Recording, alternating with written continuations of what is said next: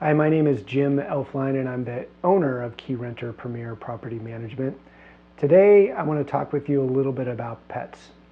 Should I accept pets in my rental home or not accept pets in my rental home? It's oftentimes a tough call, but there's a few different things to consider. Condition of the home, location of the home, and finally the market that's available out there. So let me preface this conversation by saying, first of all, I'm really, when I say accepting pets, just talking about dogs and cats. I'm not talking about exotic animals like snakes and ferrets and gerbils, monkeys, whatever it may be. More often than not, you don't want those in your rental home. So I want to make sure that we're both on the same page of when we're talking about pets, we're talking about dogs and cats because those are the most common. So let's talk about your home and the layout and how it's designed. First of all, think about if it has hardwood floor tile or does it have a lot of carpeting. Of course, if it has a lot of carpeting, it oftentimes makes it a little bit more difficult to have pets in there.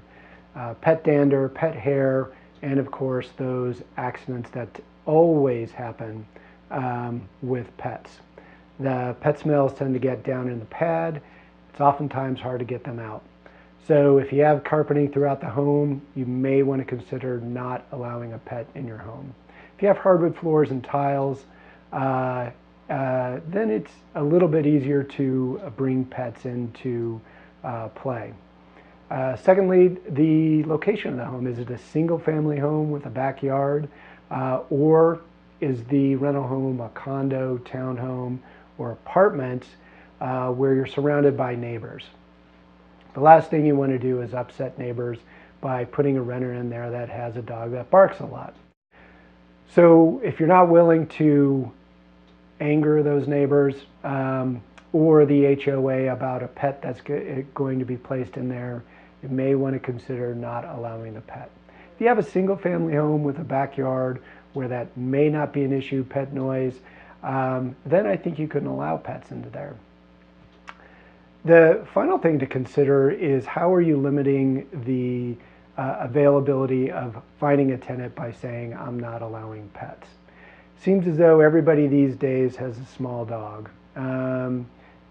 Not as many cats when it goes out there for renters, but everybody seems to have a small dog. So if you say I'm absolutely not accepting pets, you are to a large extent limiting the availability of your home by finding acceptable tenants for your home.